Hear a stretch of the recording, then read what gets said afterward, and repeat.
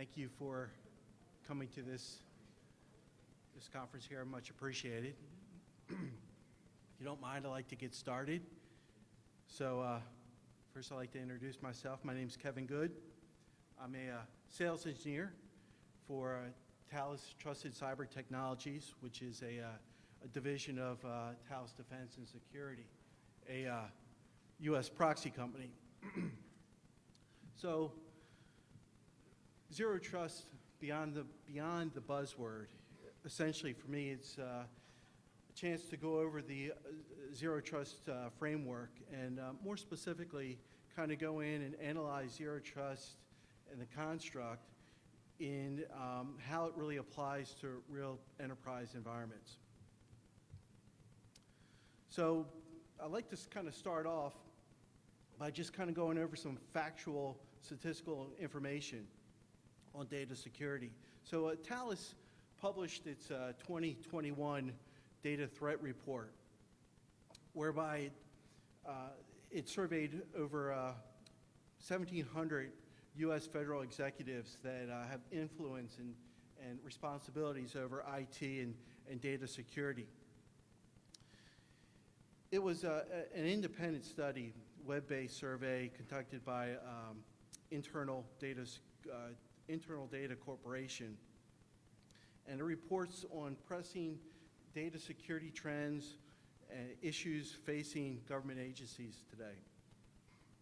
So this report's done yearly, both for commercial and federal markets. But the report really highlights areas in where we're seeing cyber threats in the enterprise.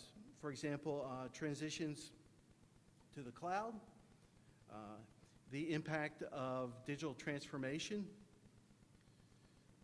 risk and threats on the working remotely. This really kind of comes through with right now the environment that we're in with the COVID-19 pandemic, people working from home. The accelerated push towards the multi-cloud transformation, and also threat complexities from quantum computing to even like third-party supply chain issues. So as a result, the report does a really nice job of shifting a lot of the attention on security resources to accommodate this ever-changing landscape of threats. And this is where the Zero Trust really comes into play, because it offers that framework to combat this ever-changing environment.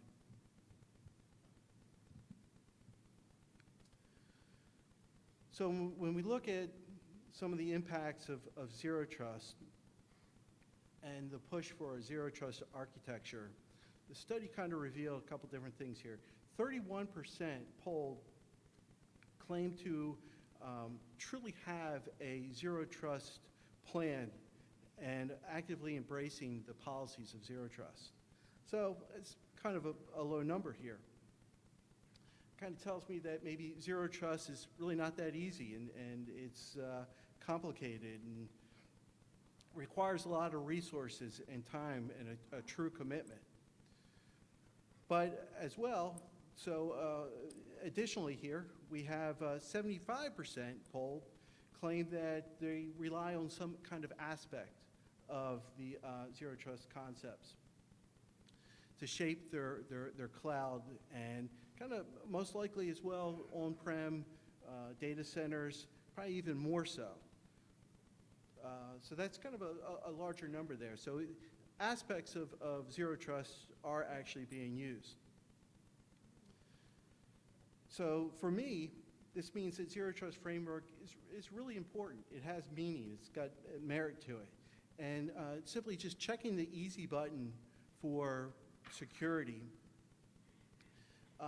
is maybe just an aspect of Zero Trust, but the actuality is that Zero Trust is a lot more than that. So when I talk about checking the easy button, what I really kind of mean is that storage, to implementing security in some of the basic areas. So storage equipment offers data at rest encryption. Network systems and routers and switches offer protection. Even the trust within the cloud providers. And assuming username and password's good enough. So to me, that's all kind of representing what the zero button is. That, okay, I've got all this already in place, good enough. And the fact is that security products do more than simply give you that ability to check the button. So there's technologies now and products out there that provide consistency and simplicity to the problems of data security and in the complex environments that they reside.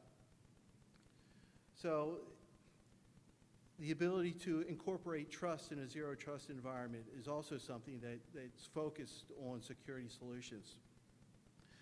Complying to the zero trust framework within a security solution.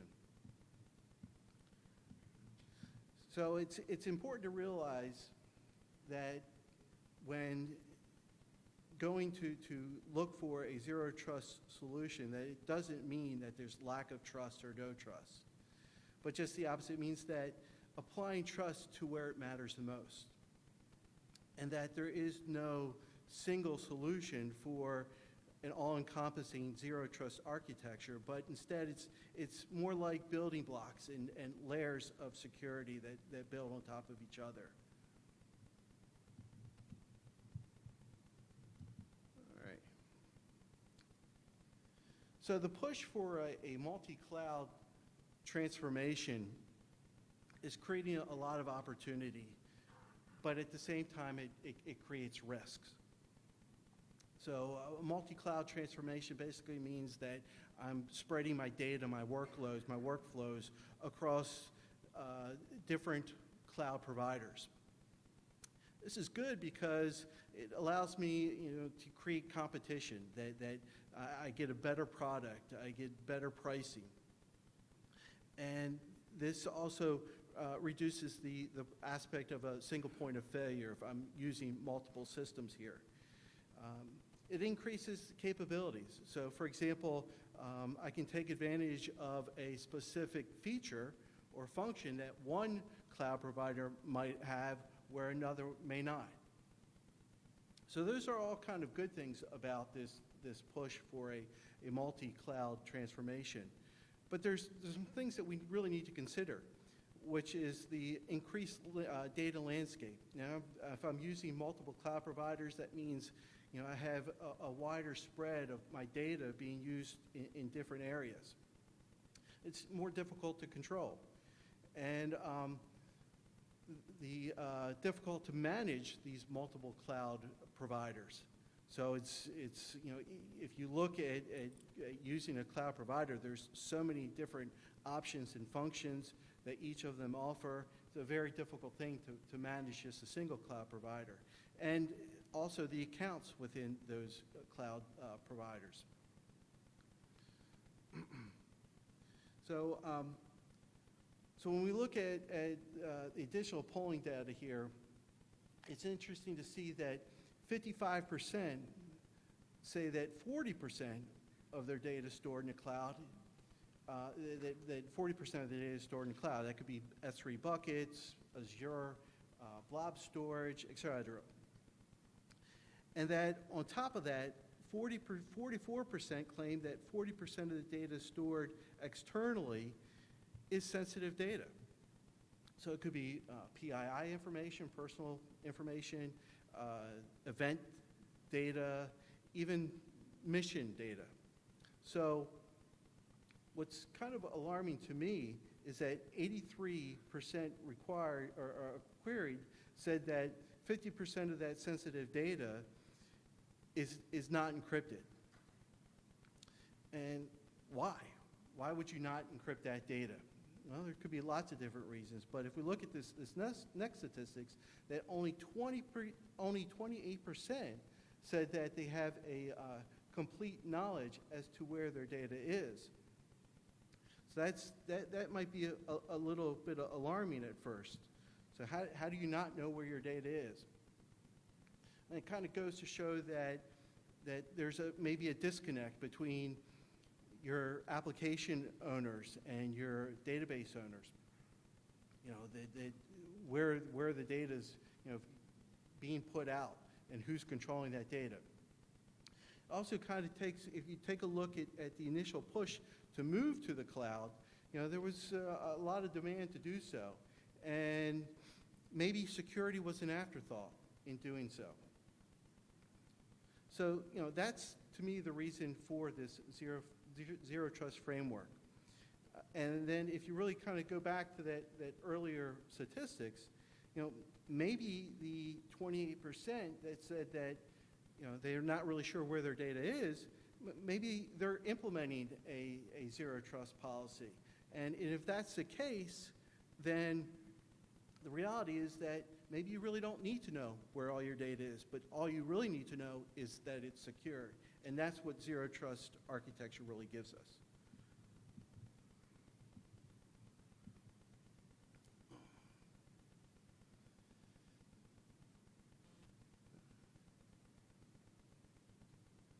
So, in my opinion, for the multi-cloud transformation, it tells me that there's a lot of trust being handed over to cloud providers. And, you know, that's really not a good thing. So, what I think zero trust kind of brings is the ability to say, okay, you know, let's continue to push this multi-cloud transformation, but allow the cloud providers to do what they do best, which is maybe store data, process data, you know, run these workflows. But don't give up the control and the security of your data. Still maintain that in your on-prem security solution.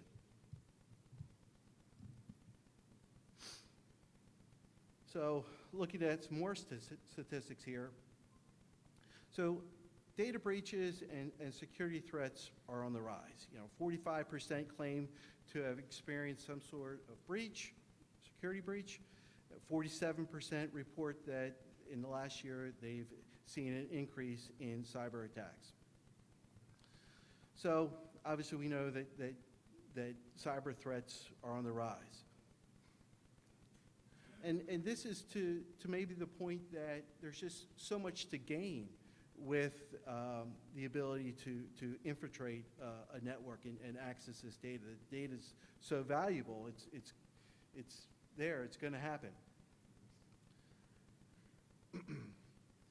So some additional statistics here is that 48% saw an increase in ransomware. Some of the more known attacks were in Baltimore over the past year, had a ransomware attack. The Colonial Pipeline, me being from Baltimore, felt the results of that. The JBS Food Meatpacker ransomware attack, and even the Washington, D.C. Police Department. These ransomware attacks caused critical infrastructure shutdowns, and created shortages and increase of costs and goods, and loss of money and shutdown to their systems. Some more statistics here. 47% saw an increase in phishing and whaling, which is just, you know, phishing on a very wide scale attempt. And this can be attributed to maybe some of the automated capabilities for creating hacks and running them constantly, as well as what we know is that it's really the people that became the weakest link here. So it really just takes that one time in which, you know, the user clicks on a link that can cause a breach.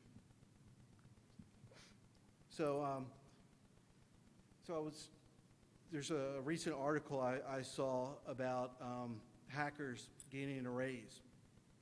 and basically said that just this year alone, ransomware's attacks have increased from $30 million to $50 million. And I'm wondering why. Why is that? And I guess the best assumption is that because they can, that as these attacks happen and they become successful, they the value of the data that they're gaining is causing these people to pay that higher amount. It's not a good thing. So here's the list of some of the common successful data breaches that have occurred. SolarWinds, we all pretty much have heard of. Marriott, MGM Hotels, and even FireEye. So the reality of data breaches. What is the reality of a data breach? And I think, if you really look at it, the reality is that it's going to happen, that a data breach will ultimately happen. The rewards are great. The threat vector is so large. Our data is now everywhere. And these threats are becoming very complex. And in some cases, they could be very basic, but just large in nature. And also, it's important to realize that these threats are not just external, that they're internal as well. And that's kind of we have to shift our thinking about now data security because of that threats just are not on the outside, they're inside as well. And that's what this Zero Trust framework really gives us, the ability to kind of take these complex scenarios and apply this structure to emphasize and increase our security around our data.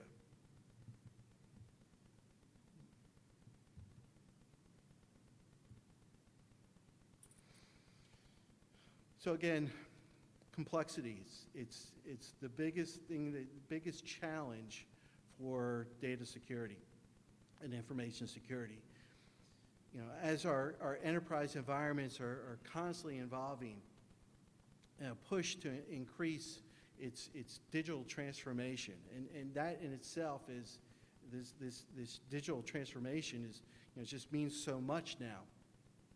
That there's more data, more and more data, and more technology today that from a security perspective, we really have to keep in mind.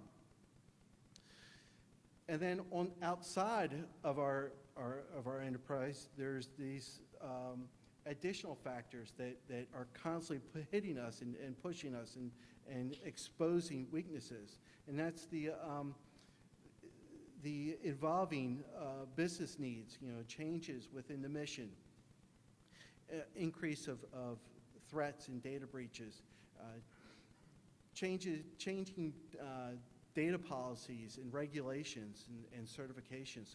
So as a security product vendor, we are constantly recertifying our equipment to new certifications that are being published all the time, and we have to meet as those products have to meet those certifications.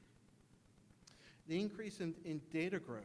So, data is coming into our environment from all over the places, from sensors, from other departments and agencies. This data is just constantly increasing exponentially. And as that data grows, it becomes more difficult to control. And that larger data sets, that larger amounts of data, the ability to do analytics on that becomes very valuable. So now, not only is this data growing, the combination of just some of the smaller aspects of that data, when put together and combined, becomes very valuable. And most important is the pointed products to solve a problem. So, in my opinion, just throwing money for a solution because you have a problem, every time you have a problem, you need to get a new solution for that, is not a good concept. it becomes really difficult to manage all these different security tools. So the thought here is, with Zero Trust, is essentially to work smart and use the economy of scales of security products to expand that security across your network and throughout the enterprise. It's essentially a new way of thinking. It provides us a guide to maneuver these complex environments. It's a construct that can be applied in these complex environments to ensure that our data is secure.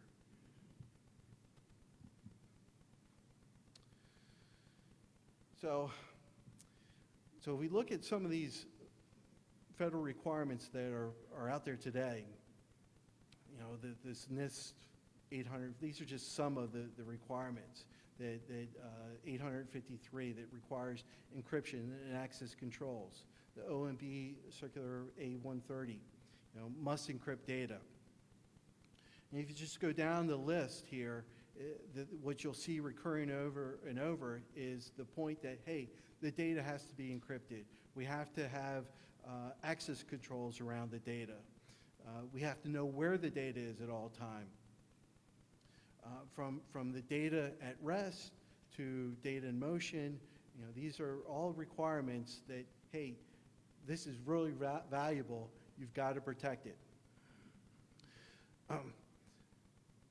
So the idea of the Zero Trust framework then becomes that these regulations and securities are just policies and mandates, and that the Zero Trust provides us more of a way to apply the security and simply check the easy than just checking the easy button and moving on.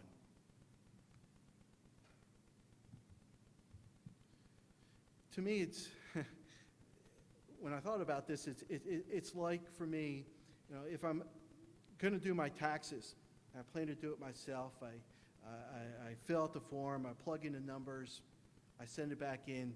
Okay, great, done. I forget about it now.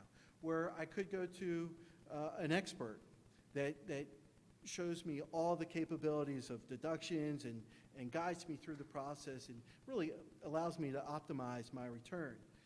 And I think that's the key to what this Zero Trust framework is. It's to me, it's like the H&R Block of data security. So also recently, we've got this new White House executive order that was published. And what I see is that it's to really emphasize on the importance of the Zero Trust framework, because it kind of matches up in a lot of areas. They realize through this executive orders that there's gaps within the current infrastructure, and that the simple easy button, though, is an aspect of Zero Trust. There needs to be more. So the idea here with this executive order is to advance the thought and practices, to advance, even specifies, to advance to a Zero Trust architecture. So in this executive order, it actually calls for the Zero Trust architecture. And that really kind of consists of a couple different things, from multi-factor authentication, ensuring that we are who we say we are, and this, adding trust to the users through, what we already know, two-factor authentication, certificate-based authentication. There's a wide range of technologies that support that functionality, and as well as data discovery, classification, remediation. Again, knowing where our data is. And then encryption, data at rest encryption and data in motion encryption. So the executive order actually calls out for those.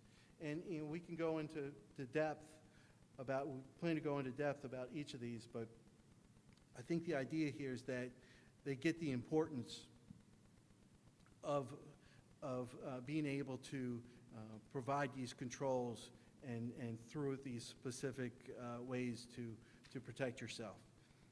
You know, I look at data in motion encryption.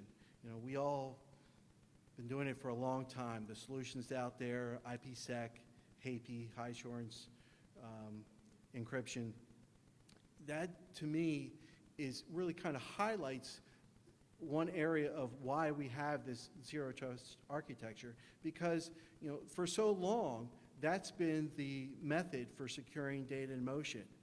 And really now there's so many other ways to do data in motion encryption and protection, and that it's just this one solution doesn't fit all the use cases. So the, you know, new technologies has expanded and given us new capabilities to protect that. For example, key derivation, okay, is a new way of establishing the ability to do encryption for data in motion. And it's completely different than our legacy method where we do IC negotiations for an IPsec session. The ability to encrypt across multiple layers. No longer is it a single layer 3 encryption. You know, we can decide what layer works best for us.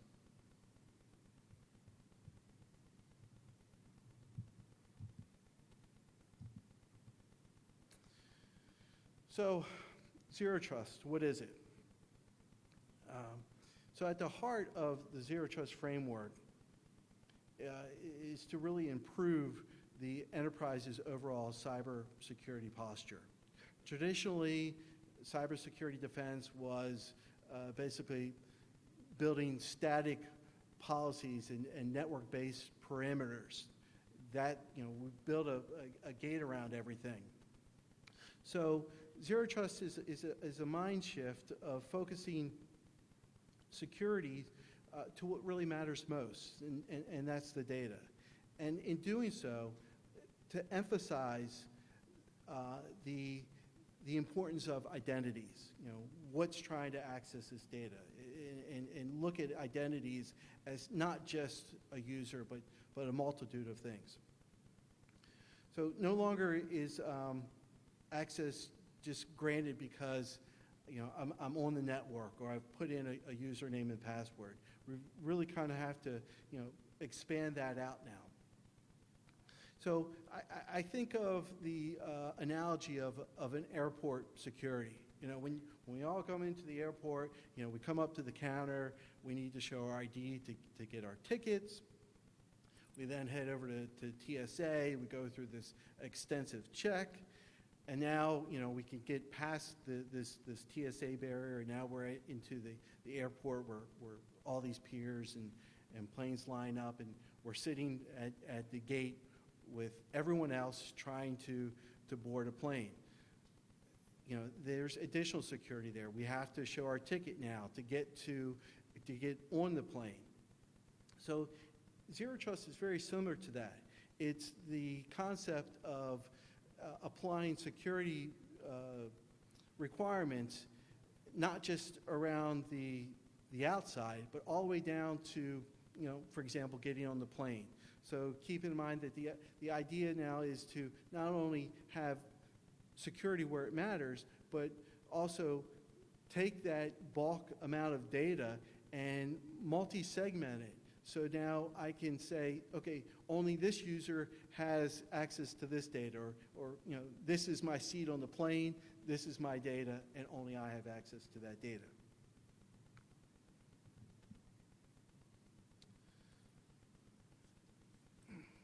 So we can look at how this applies, how zero trust applies. So to me, this slide's kind of funny. Who can we trust? Well, or who can't we trust?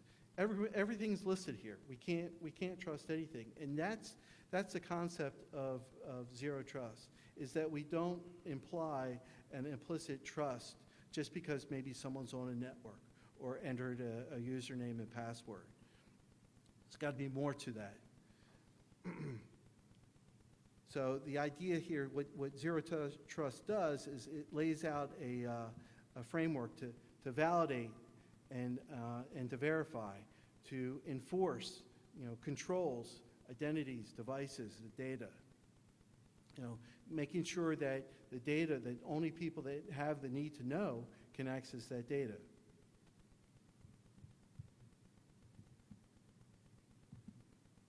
So, again, who can we trust? No one, right? So, and when I think about this, I said, if this is, my data, if I was looking to protect data, if I understand what the risk of that data is, then of course, I'm not going to trust anyone. But then what happens if the data gets out? That to me is what really kind of dictates how I'm going to protect the data. That if this data is so sensitive, I cannot let it be exposed. I want to go through the most processes to protect that data.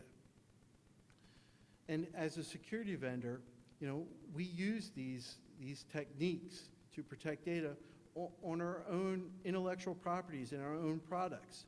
So we have to. We have to because these products are used in the real world to protect other people's data. So recently I was working with a contractor on a solution to build out a manufacturing and code signing infrastructure. And what I saw is that, when I brought in some of our own developers and our product management to kind of go over, well, what do we do internally? Here we are manufacturers of security products. We have to be able to apply these same type of principles that are defined in Zero Trust to our own products. So it kind of helped that when, as a contractor building out their own code signing or manufacturing capabilities, that they understand where the product and apply those same types of structures to their environments. So the trust triad. This is part of the Zero Trust, that makes up part of the Zero Trust here. And it's really kind of breaks down into identities, which really can mean lots of different things. But for example, the ability to do authentication and authorization, not just users, but on many different levels, many different aspects of authentication. Devices, are the devices that the users that may be authenticated, have they been validated and verified? Now in this environment where our users are not within our closed-in perimeter, they're coming from all over, we have to make sure now not only are the users authenticated, but the devices that they're using are validated and meet certain requirements. And then even on top of that, we have to look at our equipment that's actually inside our boundaries here. Our computers and our servers running workloads, have they updated applications? Have they been configured properly? Are they coming from the right locations? And machines themselves, routers, switches, infrastructure machines, can we trust them? We have to look at their trusted supply chain. And then, kind of most importantly, the data itself. We want to be able, with this Zero Trust architecture and framework, we want to be able to take that data and make sure that access to that data is protected at all times. So, it's protecting the data lifecycle, and data moves around and it's constantly being used. So you have to kind of look at all aspects of that data life cycle. And encryption is the way you do it. So encryption is the tool to protect our data.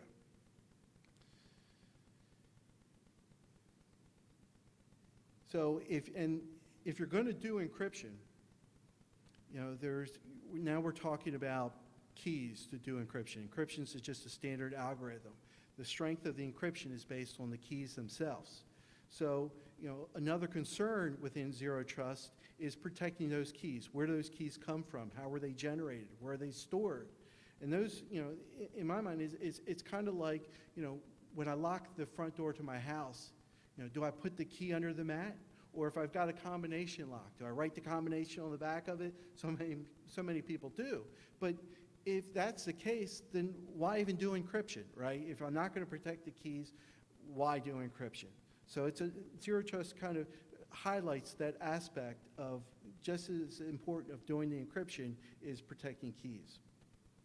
And when we talk about data and we talk about encryption, we also kind of want to make sure that we have access controls for that data. So the right people are accessing it, and how they access it is defined on policy. All right.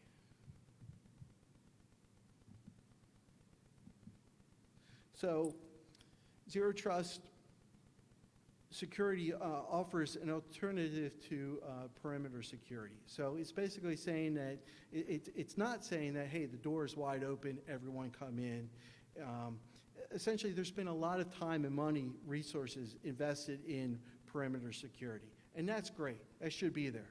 But what Zero Trust really is saying is that we've got to go a step further, and we've got to look at because the enterprise boundaries have now changed. We have to look at the data. We have to look at the users and the devices coming in and verify at each point to be able to grant access to the data.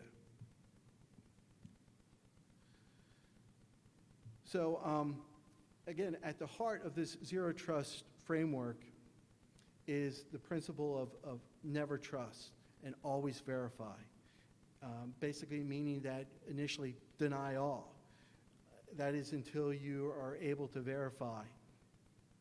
So that's the access and access decisions and the trust assessment can include histories and establish patterns. So that is another way of adding additional tools and variables when we need to authenticate. So initially, earlier I talked about this trust triad that was made up of identities and devices and data. But what if you really kind of go into the Zero Trust architecture, what we now do is take the ability to validate and enforce and control and apply to the devices and identities and data. And that's where you want to have this Zero Trust architecture be applied. So as a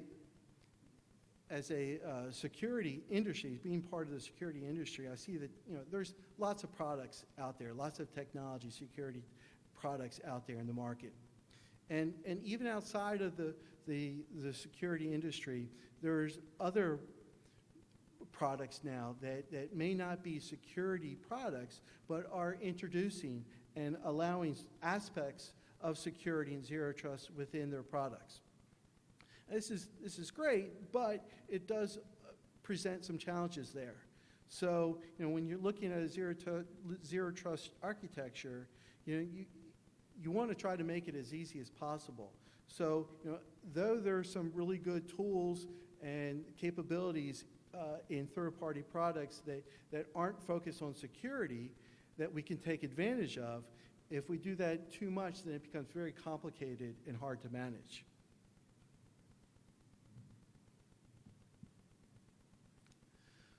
So as we take a closer look into the fundamentals of the Zero Trust framework triad and want to build out an architecture, we have to kind of focus on validating. Well, what is that? It's the identities and devices and workflows that have to be authenticated and trusted. Make sure that the appropriate rules are being met when users are trying to access data. So, that's part of the enforcement of policies. And then again, control. the ability to add encryption and access controls around the data where it matters most. And even on top of that, the ability to monitor, who's accessing that data. That's a really important tool so that we can continue to learn and recognize where, threats are occurring, who's accessing our data, and continue to log that. So it's really taking a security in-depth approach to protecting our data.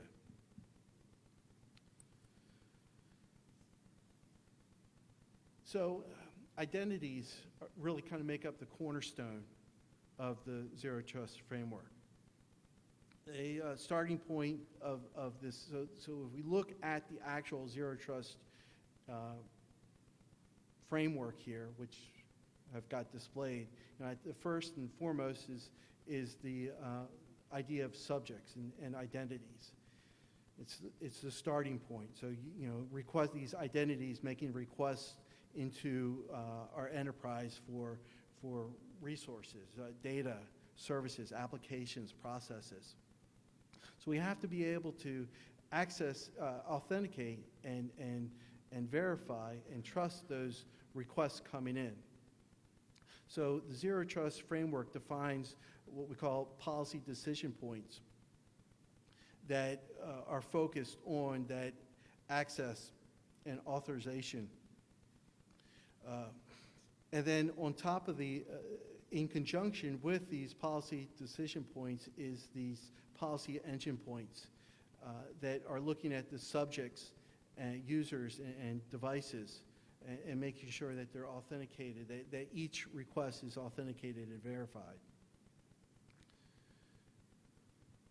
So a good identity management model helps with this identity, with making it easier for Zero Trust architecture to be implemented and decisions throughout the enterprise. So build into a Zero Trust framework is a concept of shrinking the trust zone. So kind of mentioned earlier this idea of microsegmentation. It's instead of having my data exposed globally, it's breaking that data down into logical points and then controlling access to the data in those logical points. And the Zero Trust architecture also defines these different planes, a control plane and a data plane. And essentially what that means, with standard security solutions, that you use a control plane for the management purposes of security that's separate from your data itself. And that's pretty common in most security appliances. So we can kind of look in depth to some of these outside areas as to where we can gather information about that lead to this Zero Trust architecture. So, for example, these continuous diagnostic and mitigation systems, CDMs, require that appropriate patches be applied. So monitoring systems, applications, devices, and ensuring that they're running the current and latest softwares and updates. Regulatory rules, basically policies, for example, FSMA and healthcare and the mission, that those are injected into this framework.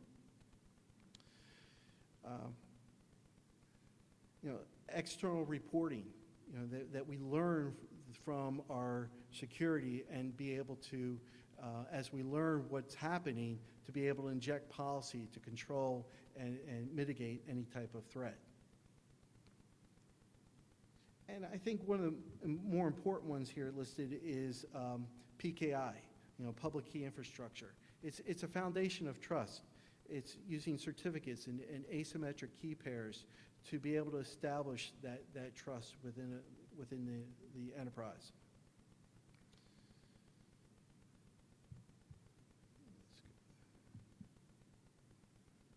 So here's an example of a very basic zero trust framework in terms of, how in the enterprise and how it would apply. So obviously we talked about identities, which is the users, employees, remote users, and verifying that the privilege levels for these users and partners and contractors. And then using a wide range of devices, recognize that these users are coming in with appliances and devices, especially mobile devices now are being pushed that we go everywhere with our mobile devices. People want to continue to use them. And that they're coming from anywhere. So not just from one network to another, but from all different locations. And requesting access to a wide range of resources. So not only just data and applications, but this kind of goes into the idea of segmentation. So there's a wide range of resources that our enterprise is offering, and that's continuing to grow larger and larger. So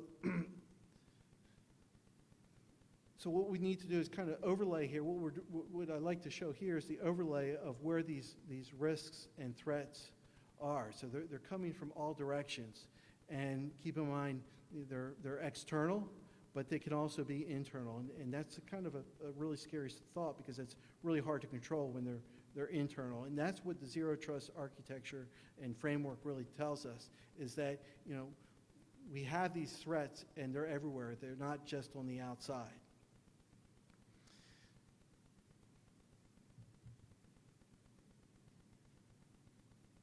So the idea is to provide a comprehensive security solution that focuses on validating. These are the points of the triad here. To trust devices with certificates using hardware security modules and the PKI. To enforce authentication and authorization policies and key management policies. So trusted access. Then to control the data through encryption and the ability to do access controls and to discover where that data resides. And again, most important, monitoring, so that we can learn from our tools how the data is being used. So this all kind of combines to make up that zero trust framework. And I talked about earlier that the idea here is that if you're not focusing on those points of the triad here, which is validate, enforce, and control, that you're exposing yourself.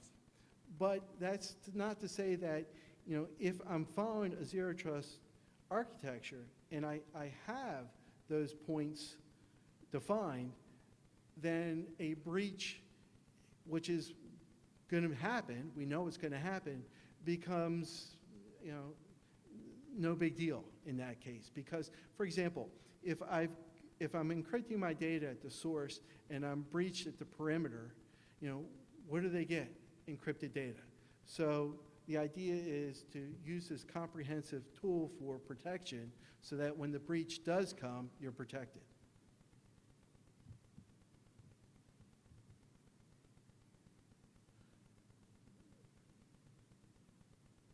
So how to provide this comprehensive security solution through, validate, enforce, and control. Oh, let's see, I got this here.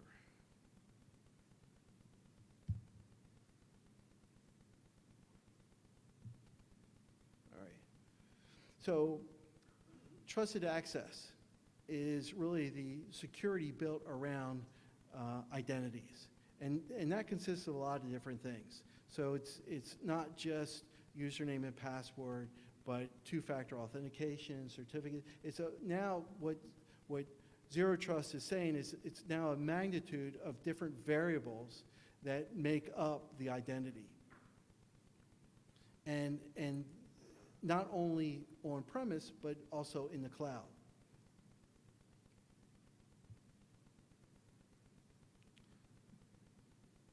So another really important factor here with Zero Trust is controlling the data, and that's encryption. So there's a couple different formats of encryption. I can do tokenization, which basically allows me to encrypt data, keep the same format, but as that data is being passed through the enterprise, I'm not decrypting it and re-encrypting it. I'm using a tokenized version of that data to be able to do functions and workflows on that data. So that's the concept of tokenization. And if we look at encryption, we have application encryption, where we can inject the tools to do encryption when the data is being created. And data encryption in general, wherever that data resides and lives, we want to be able to encrypt it. And on top of that, we want to be able to apply access controls, very granular policies based on who, which is users and groups, and what they can do, read, write, copy, delete, even browse that data, and how they interact with that data, what applications and binaries can get access to that data, and then what time of day, is someone trying to access data on a Saturday night that they shouldn't be trying to access. And on top of these granular controls is the ability that ties into encryption, and that is to apply the key. So for each of these different access control variables, I can want to be able to say, okay, it meets this rule, now apply that key, or it meets this rule, don't apply the key to decrypt. So that becomes very valuable and becomes very granular. And then on top of all that, if I have the ability to monitor each of these rule sets and log what's happening to the data, even more valuable. And if I take this whole process and I'm able to replicate it easily for different data sets throughout the enterprise, and even add on top of it data discovery, that to me is what Zero Trust is really all about. So getting started with Zero Trust, it's if you read through the NIST guideline here, it becomes very complicated. It's extensive, and it's easy to get lost. But I think when you read it, and Zero Trust really says is don't get overwhelmed by this. It's not a single solution. It's not a rebuild. It's not replacing everything. It's basically recognizing that there's elements of Zero Trust already being used within the enterprise. And it's the ability to build on top of that with certain concepts in place and in mind. So for example, firewalls and VPNs were, they're there. They're always going to be there. But the idea is that it's not the foundation of security. So we kind of have to think about, on top of that, identities from an end-to-end perspective. Start with the ID, and then end with the data. And then understand, well, what's in the middle? What's in between of all that? It's not simply just checking the checkbox and saying, okay, I'm good. It's being able to build on top of my existing security and prioritize what's most important.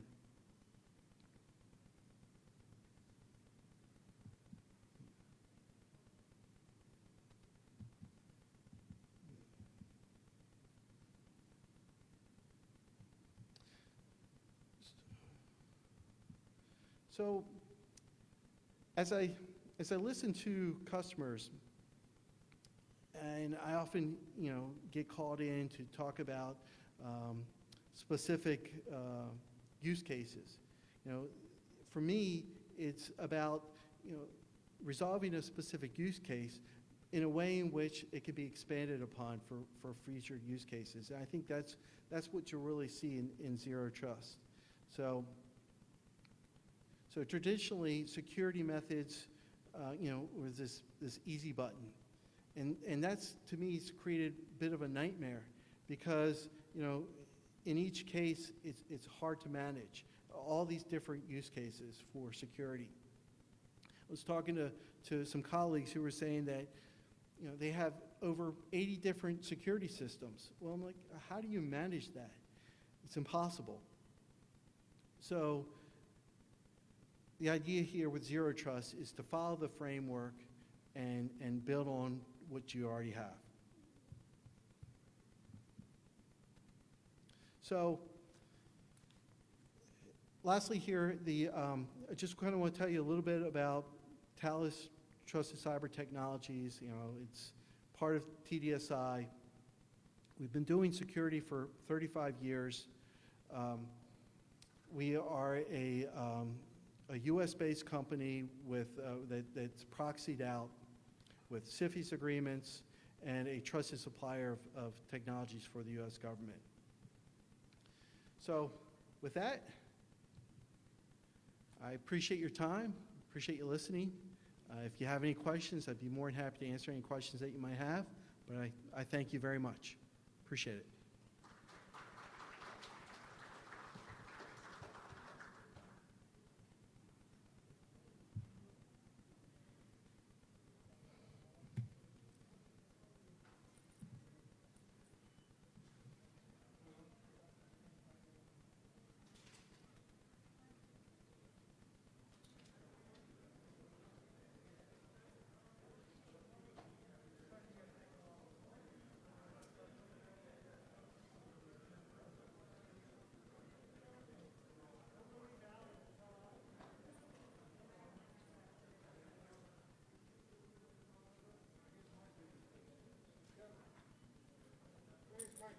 Hey, I've met you before.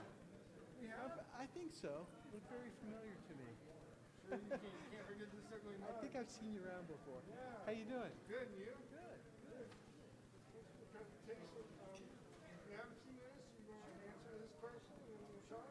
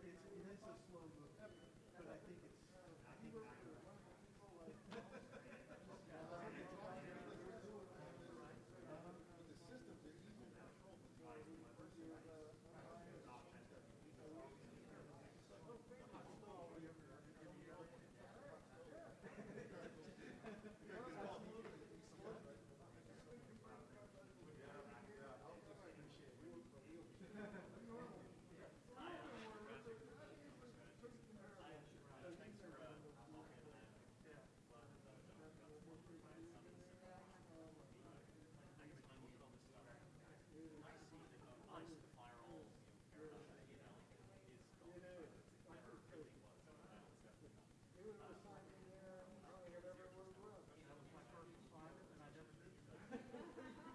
Wasn't so much. I only put 4 years in, and I got a job with a contractor up in You want to leave. I've been there for 36 years.